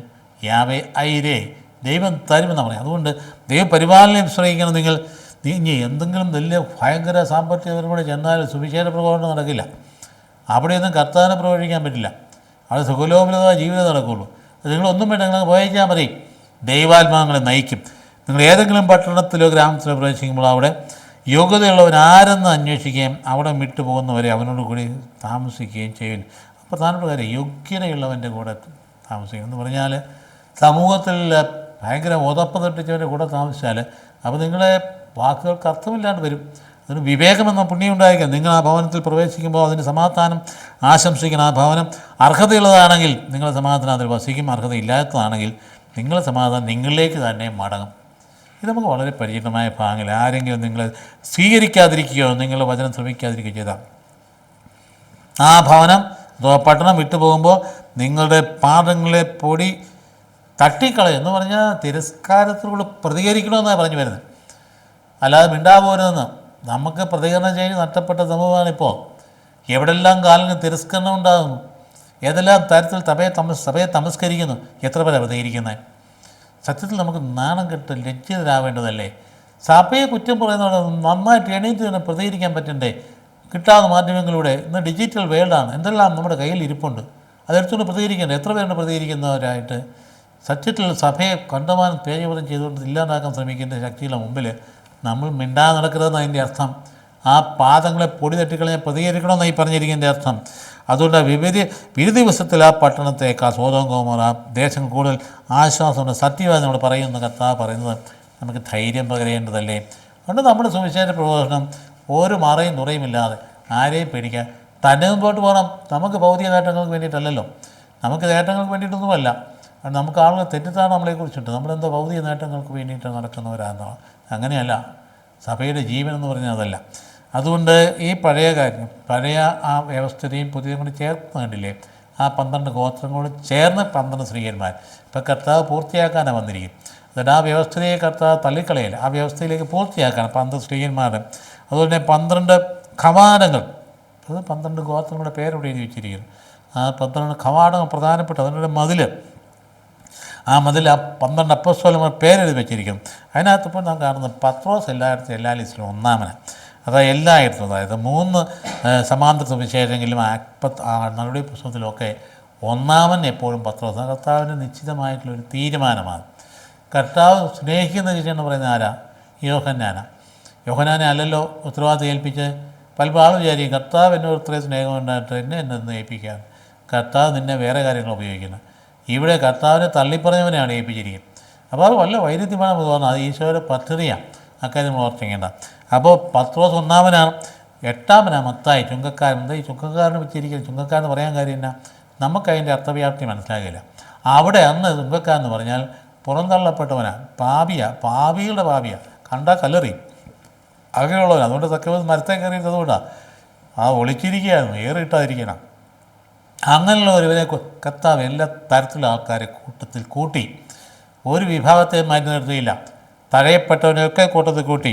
അതുകൊണ്ട് എല്ലാം അല്ലേ സക്കോസിൻ്റെ ഭവനത്തിൽ വിരുന്നിന് പോയി, ആളുകൾ നോക്കി നിൽക്കുകയെന്ന് ഓർക്കണം. അപ്പോൾ അതുകൊണ്ട് ആരെയും മാറ്റി നിർത്തിയില്ല. കർത്താവ് തൻ്റെ സ്വന്തം ആയിട്ട് എല്ലാവരെയും കരുതി. പാപത്തിൽ പിടിക്കപ്പെട്ട സ്ത്രീയെ കൊണ്ടുവന്നപ്പോൾ എന്നാ പറഞ്ഞത്? പാവം ചെയ്യാത്തവർ കലറിയിട്ട് നീ മോളെ നിന്നെ ആരും എറിഞ്ഞില്ലേ, നീ സമാധാനത്തിൽ പോവുക എന്ന് പറയല്. പാവം അതല്ലേ പറഞ്ഞത്. അതുകൊണ്ട് ദൈവരാജ്യ പ്രഘോഷണം ഏറ്റവും പ്രധാനപ്പെട്ട കാര്യം. അതിൻ്റെ അധികാരം, അതിൻ്റെ ശക്തിയാണ് കൊടുത്തിരിക്കുന്നത്. എന്ത് കാര്യം? 4 കാര്യങ്ങൾ പറഞ്ഞിട്ടുണ്ട്. ഒന്ന്, നിങ്ങൾ ചെയ്യേണ്ട കാര്യം എന്താണ്? രോഗികളെ സുഖപ്പെടുത്തണം. ഇത് നമ്മൾ ചെയ്യാത്തൊരു കാര്യമാണ്. നമുക്ക് വിശ്വാസം ഇല്ലതായിട്ട് കുഴപ്പം. മനുഷ്യനെന്ന് പറയുന്ന സമഗ്രമായ വ്യക്തിത്വത്തിനുള്ളിൽ ആത്മാവിരിപ്പുണ്ട്. അവൻ്റെ രോഗങ്ങൾക്ക് പ്രധാനപ്പെട്ട അടിസ്ഥാന കാരണം അവൻ്റെ കുറ്റബോധവും പാപബോധവും അവനകത്ത് കിടക്കുന്ന കോംപ്ലക്സുകളും അതൊരു ഒരുപാട് പ്രശ്നങ്ങളായിരിക്കും. അതായിരിക്കും അടിസ്ഥാന കാരണം. അവന് പ്രഷർ കൂടാൻ കാരണം തന്നെയായിരിക്കും, ഷുഗർ കൂടാൻ കാരണം തന്നെയായിരിക്കും. അവന് വാസ്തവത്തിൽ കൈകൾ നീട്ടിയാണ് തലയിൽ വെച്ച് 5 മിനിറ്റ് നേരം പ്രസംഗിച്ച് അല്ലെങ്കിൽ പ്രാർത്ഥിച്ച് കഴിയുമ്പോൾ അവന് സൗഖ്യമുണ്ടാകുന്നേ, സംശയമൊന്നുമില്ല. ആ ബോധ്യം നമുക്കില്ലാത്ത എന്തുകൊണ്ടാണ്? പലപ്പോഴും അഭിഷേകിക്കുന്ന ആൾക്കാർ പോലും ഒന്ന് പ്രാർത്ഥിക്കച്ചാന്തമെന്ന് പറയുമ്പോൾ എനിക്ക് അപ്പടി തലവേദനയാണെന്ന് പറയുമ്പോൾ തലവേദനയായിട്ട് ഇങ്ങോട്ടാണ് ആശുപത്രിയിലേക്കല്ലേ പോയി എന്ന് ചോദിക്കരുത്. അവർ വന്നിരിക്കുന്നത് എന്തിനാ? അത് ഈശോയുടെ ആശീർവാദം കിട്ടാനാവും, അതിനുവേണ്ടി വന്നിരിക്കുക. അതിൽ അഭിഷേകമല്ല നിനക്ക് വന്നിരിക്കുന്നത്, മറ്റാർക്കും ഇല്ലാത്ത അഭിഷേകം. ഒരു ജനസഞ്ചയത്തിന് നടുവിൽ പൗരോഹിത്യമുണ്ട്, അഭിഷേകം തന്നിരിക്കുന്നത് ഈ കൈകൾ നീട്ടി അവൻ്റെ തലയിൽ വെക്കാനാ, പരിശുദ്ധാത്മാവിനെ നൽകാനാ. അത് നൽകാതെ നമ്മളത് പോക്കറ്റിലിട്ടോണ്ട് വന്നാൽ ശരിയാവില്ല. നമ്മൾ ചെയ്യേണ്ട കാര്യങ്ങൾ ചെയ്യേണ്ടത് തന്നെ. അപ്പോൾ ഒന്നാമത്തെ രോഗികളെ സുഖപ്പെടുത്തണം. നമുക്ക് തന്നെ അനുഭവം അറിയാമല്ലോ, എത്ര ആളുകൾ സൗഖ്യമുണ്ടാകുന്നില്ല, എത്രയോ ആളുകൾ സൗഖ്യമുണ്ടായി. നമ്മളുടെ സാമീപ്യത്തിലൂടെ സൗഖ്യമുണ്ടായി, നമ്മളുടെ തടുത്ത് നമ്മൾ തലയൊക്കെ വെച്ച് പ്രാർത്ഥിച്ചവരുടെ സൗഖ്യമുണ്ടായി. എന്തുവാ സന്തോഷത്തിൽ വിളിച്ചു പോയി എത്രയോ അനുഭവങ്ങൾ ഓരോ വൈദികർക്കുമുണ്ട്. സൗഖ്യം പ്രദാനം ചെയ്യണം, മരിച്ചവരെ ഉയർപ്പിക്കണം. ഞാൻ പറഞ്ഞില്ലേ, മരിച്ചവരെന്ന് പറയുമ്പം ശാരീരിക മരണം മാത്രമൊന്നുമല്ല ഉദ്ദേശിക്കുന്നത്. അതിന് പ്രധാനമായും മരണം പാപത്തിൽ സംഭവിക്കുന്ന മനുഷ്യാവസ്ഥയാണ് മരണം എന്ന് പറയും. മറ്റേ നമ്മുടെ ജീവിതത്തിന് ഇവിടുത്തെ സമാപനമാണ്. അത് മരിക്കാതിരിക്കാൻ പറ്റില്ല, നമ്മൾ മരിക്കാനും അങ്ങ് പോകണം. പിന്നെ മറ്റൊരു പരിസ്ഥിതി കർത്താവിൻ്റെ അടയാളമാണ്. കർത്താവിനെല്ലാം ഉയർപ്പിക്കുന്ന അധികാരം, പുനരുത്ഥാനം ജീവനും ഞാനാകുന്നു എന്ന് പറഞ്ഞതിൻ്റെ അടയാളമാണ് ലാസ്റ്റിനെ ഉയർപ്പിക്കുക. അല്ല അതിനകത്ത് മാജിക്ക് കാണിച്ചതൊന്നുമല്ല. അതുകൊണ്ട് മരിച്ചവരെ ഉയർപ്പിക്കണം. പാപത്തിൽ മരിച്ചവരെ ജീവിതത്തിൽ ഇങ്ങനെ നടക്കുക, ജീവനുണ്ടെന്നുള്ളതേ ഉള്ളൂ. പക്ഷേ ജീവൻ ശവം പോലെയാണ്, മനസമാധാനമില്ല, ശാന്തിയില്ല, അവൻ്റെ ആത്മാവിൽ ഭയങ്കര ഭാരമാണ്. ആ ഭാരം ഇറക്കി വിടണമെന്നേ പറഞ്ഞേ, അവനെ ഉയർപ്പിച്ചെടുക്കണം, അവനെ ലിഫ്റ്റപ്പ് ചെയ്യണം. അത് പ്രധാനപ്പെട്ട കാര്യം. മൂന്നാമത് പറഞ്ഞാൽ കുഷ്ഠരോഗികളെ ശുദ്ധരാക്കണം. അന്നത്തെ ഏറ്റവും വലിയ ആവശ്യമായി. ഇതൊക്കെ നമുക്ക് ഇവിടുന്ന് ബഹിഷ്കരിക്കപ്പെട്ടിട്ടുണ്ട്. ആ കാലഘട്ടത്തിൽ വെറും കുഷ്ഠരോഗമല്ല, കുഷ്ഠരോഗം എന്ന് പറഞ്ഞാൽ അതിൻ്റെ അർത്ഥം സമൂഹത്തിന് പുറത്താണ്. അവന് പിന്നെ യാതൊരു അവകാശവുമില്ല, ഒരു കാര്യം അവന് ആളുകൾ ഉള്ളിടത്ത് ചെല്ലാനേ പറ്റില്ല. അവരങ്ങോട്ട് ഒരു തരം അല്ലേ 10 കുഷ്ഠരോഗികളെ കർത്താവ് സുഖപ്പെടുത്തിയില്ലേ? ഒരാൾ നന്ദി പറയാൻ വന്നു, മറ്റേ എവിടെ പോയെന്ന് കർത്താവ് ചോദിച്ചില്ലേ? കുഷ്ഠരോഗികളെ സുഖപ്പെടുത്തുമെന്ന് പറയുമ്പോൾ അതുപോലെ നാമാനെ സുഖപ്പെടുത്തിയില്ലേ എലീഷ? അത് വലിയ ഗൗരവമായ കുഷ്ഠമായിരുന്നില്ല. ആണെങ്കിൽ പിന്നെ ഈ പറഞ്ഞ പോലെ അദ്ദേഹം സൈന്യാധിപ സമൂഹത്തിൽ തുടരില്ലായിരുന്നല്ലോ. അപ്പോൾ എന്തായാലും കുഷ്ഠമായിരുന്നു, അതിനെ സുഖപ്പെടുത്തി വിട്ടുകൂടെ അത് മനസാന്തരപ്പെട്ടില്ലേ? അതായത് യഹോവയിൽ ഇസ്രായേലിൻ്റെ കർത്താവ് ദൈവത്തിൽ വിശ്വസിക്കാൻ ഇടയായതിൻ്റെ കാരണം ഒരു പാവപ്പെട്ട പെൺകുട്ടിയാണ്, പരിചാരിക. അവൻ പിടിച്ചുകൊണ്ട് പോയതാണ്. അതായത് ബാബിലോണിനെ അടിമത്തത്തിൻ്റെ കാലഘട്ടങ്ങൾ പിടിച്ചോണ്ട് പോയപ്പോൾ അവർ പരിചാരികയായിട്ട് മിടുക്കിയായതുകൊണ്ട് പരിചാരി രാജാവിൻ്റെ കൊട്ടാരത്തിൽ താമസിപ്പിക്കും. അവൾ സമയമായപ്പോൾ സർവ്വധനാധികളോട് പറഞ്ഞു, ഇസ്രായേലൊരു പ്രവാചകനുണ്ട്, അവിടെ ചെന്നാൽ സൗഖ്യം ഉണ്ടാകുമെന്ന് പറയുന്നത്. അതാണ് സുവിശേഷ പ്രഘോഷണം എന്ന് പറയും. നമുക്ക് കിട്ടിയത് നമ്മൾ കൊടുക്കാൻ തയ്യാറാകേണ്ടതാണ്. നാലാമത്തെ കാര്യം, പിശാചുക്കളെ ബഹിഷ്കരിക്കണം. നോക്കുന്നിടത്തെല്ലാം കാണുന്നതല്ല ഈ പിശാച് എന്ന് പറയും. പിശാച് എന്ന് തിന്മയുടെ ശക്തിയാണ്. അതുകൊണ്ട് പിശാച് ഇല്ല എന്നാരും പറയരുത്. പിശാചുണ്ട്, പക്ഷേ നമ്മൾ ഉദ്ദേശിക്കുന്ന രീതിയിലല്ലെന്ന് മാത്രമേ. നമ്മൾ ഉദ്ദേശിക്കുന്ന രീതിയിൽ ഇങ്ങനെ പാത്തിരുന്ന പിശാച് നമ്മളെ ആക്രമിക്കാനിരിക്കുന്ന ഒരു സത്വമല്ല. പിശാച് എന്ന് പറയുന്നത് നമ്മുടെ പ്രകൃതത്തിൽ തന്നെയുള്ള നന്മയും തിന്മയുമുള്ള ആ വലിയ വിഭജനക്രമത്തിൽ വരുന്ന തിന്മയുടെ ശക്തിയാണ് പിശാച്. പൈശാചികമായ പ്രലോഭനം എന്ന് പറയുന്നതാണ്. അതിവിടെ ഭൂമിയിലുണ്ട്. അത് വേദവസ്തു ആവിഷ്കരിച്ചപ്പോൾ പിശാചിനെ ഒരു വ്യക്തിയായിട്ട് രൂപാന്തരപ്പെടുത്തി ആ രീതിയിൽ അവതരിപ്പിക്കുന്നുണ്ട്. വ്യക്തി തന്നെയാണ്, പക്ഷേ എങ്കിലും നമ്മൾ നോക്കുന്നിടത്തെല്ലാം പിശാച് എന്നുള്ള ധാരണ തെറ്റാണ്. കാണുന്നതെല്ലാം പിശാച് ബാധയാണെന്ന് പറയരുത്. പക്ഷേ സൈക്കോളജിക്കൽ ഡിസോർഡർ ആയിരിക്കാം, അല്ലെങ്കിൽ അതുപോലുള്ള മറ്റേതെങ്കിലും വിഭ്രാന്തി ആയിരിക്കാം, അങ്ങനെയുള്ള സാഹചര്യങ്ങളുള്ള ഏതെങ്കിലും തരത്തിലുള്ള തരത്തിലുള്ള അസുഖങ്ങളായിരിക്കാം. അപ്പം അതൊന്നുമല്ല. പൈശാചികത എന്ന് പറയുന്നത് അടിസ്ഥാനപരമായി തിന്മയുടെ ശക്തിയാണ്. തിന്മയിലേക്ക് ഇതിനെ ആദ്യം കൊണ്ടുപോകുന്ന ശക്തിയാണ്. പടിപടിയായി ആ പിശാചിനെ ബഹിഷ്കരിക്കാൻ നമുക്ക് കഴിയണം. നമ്മുടെ എത്ര പിള്ളേർ പൈശാചികമായ അടിമത്തിൽ ചെന്ന് ചാടുന്നു. മയക്കുമരുന്നിൻ്റെ ഒക്കെ പിടിയിൽ ചെന്ന് ചാടുന്നില്ലേ? ഓപ്പറേഷൻ തൂഫാനൊക്കെ വരുമ്പോൾ നമ്മൾ സഹകരിക്കണം. അതിനകത്ത് ഈ പറയുന്ന പൈശാചിക ശക്തിയാണ്. അതിൽ അതിനെ മുതലെടുക്കാം. അത് കൊണ്ടു നടക്കുന്ന ആൾക്കാരിലാണ് പിശാച് പ്രവർത്തിക്കാൻ. അവർ മനുഷ്യനെ വഴിതെറ്റിക്കുന്നുണ്ട്. കൊണ്ടു നടക്കാം. അപ്പോൾ പിശാചിനെ ബഹിഷ്കരിക്കാനുള്ള അധികാരം നൽകിയിരിക്കുന്നു. അപ്പം നമുക്ക് നൽകപ്പെട്ടിരിക്കുന്ന ദാനമാണ്, ദൈവദാനമായതുകൊണ്ട് അവ അടച്ചു വയ്ക്കാൻ പറ്റും. അത് കൊടുക്കണം. അതുകൊണ്ട് ശതാധിപൻ്റെ വൃത്തിനെ സുഖപ്പെടുത്തിയില്ല. അതിനപ്പോൾ അതിർത്തിയൊന്നുമില്ല കർത്താവ്. അതുപോലെ കാനാൻകാരി സ്ത്രീയുടെ മകളെ സുഖപ്പെടുത്തിയില്ലേ? അപ്പോൾ അതിന് ഒരു അതിർത്തിയില്ല. ദൈവപരിപാടിയിൽ മാത്രം ആശ്രയിക്കണം. തയ്യാറെടുപ്പൊന്നും വേണ്ട. കൃത്യമായിട്ട് കർത്താവ് നമ്മൾ പറയുന്നു, വേലക്കാർ കൂലിക്ക് അർഹനാണ് എന്ന് പറഞ്ഞാൽ നീ അതിനുവേണ്ടി അധികം സമ്പാദിക്കുന്നുമുള്ള ജീവിതത്തിൽ നീ വേല ചെയ്തിട്ടുണ്ടെങ്കിൽ അതിൻ്റെ കൂലി അത് നിനക്ക് കിട്ടും. അത് മതി. അതിനപ്പുറത്തേക്ക് നീ സമ്പാദ്യം ഉണ്ടാക്കി വെക്കേണ്ട കാര്യമില്ല. അപ്പം ഇതിൻ്റെ സുവിശേഷത്തിന് ശക്തി കുറഞ്ഞു പോകുന്നതാണ്. അപ്പോൾ അതുകൊണ്ട് നീ ചെല്ലുന്നതൊക്കെ സമാധാനം ആശംസിക്കണം. അതെന്നാ സമാധാനം? അനുരഞ്ജനത്തിൻ്റെ ഫലമാണ് ഈ സമാധാനം എന്ന് പറയും. അല്ല വെറും ഒരു ഏതെങ്കിലും ബഹളമില്ലാത്ത ഏതെങ്കിലും തരത്തിൽ ആരോ അല്ലെങ്കിൽ വാക്കുതർക്കമില്ലാത്ത ഒരവസ്ഥയല്ല, മിണ്ടായിരിക്കുന്ന അവസ്ഥയല്ല സമാധാനം. അനുരഞ്ജനത്തിൻ്റെ ഫലം, കർത്താവുമായിട്ട് അനുരഞ്ജനത്തിൻ്റെ ഫലം നിൻ്റെ ഹൃദയത്തിൽ വരുന്ന ഏറ്റവും വലിയ ആനന്ദ അരുവിയാണ് സമാധാനം എന്ന് പറയും. അതുകൊണ്ട് മനുഷ്യൻ ജീവിക്കുന്നത് തിന്നാനും കുടിക്കാനുമല്ല. എന്തിനാണ് പിന്നെ ജീവിക്കുന്നത്? അവന് പരിശുദ്ധാത്മാവുള്ള ആനന്ദമാണ് അവൻ്റെ സമാധാനം എന്ന് പറയും. അതിലാണ് നമ്മൾ ജീവിക്കുന്ന പ്രധാനപ്പെട്ട കാര്യം. അപ്പോൾ അജപാലനം വിവേകമുണ്ടായിരിക്കണം. അപ്പോൾ തിരസ്കരണത്തോടെ, ഞാൻ ആദ്യം സൂചിപ്പിക്കുന്നത് തന്നെ, നിങ്ങൾ തിരസ്കരിക്കപ്പെടുമ്പോൾ മിണ്ടാതിരിക്കരുത്, പ്രതികരിക്കണമെന്ന് പറഞ്ഞ കർത്താവ് നൽകിയുള്ള സന്ദേശങ്ങളിലേക്ക് നമ്മൾ സ്വീകരിക്കാം. കർത്താവ് അനുഗ്രഹിക്കട്ടെ. കൈത്താക്കാലത്തിൻ്റെ ആദ്യത്തെ ഞായറാഴ്ച ദൈവം നമ്മെ മുമ്പോട്ട് ശക്തമായി നയിക്കാൻ പര്യാപ്തമായിട്ട് ഈ കാലത്തിൻ്റെ ഓരോ ഘട്ടങ്ങളിലെയും, പ്രത്യേകിച്ച് വെള്ളിയാഴ്ചകൾ വരുന്ന വിശുദ്ധന്മാരുടെ ആളുകളുടെയും ഒക്കെ സ്വാധീനങ്ങൾ ഉണ്ടാകട്ടെ. കർത്താവ് ഈശോമിശിഹായുടെ കൃപയും പിതാവാചകത്തിൻ്റെ സ്നേഹവും പരിശുദ്ധാത്മാവിന്റെ സഹവാസവും ഉണ്ടായിരിക്കട്ടെ, ഇപ്പോഴും എപ്പോഴും എന്നേക്കും. ആമേൻ.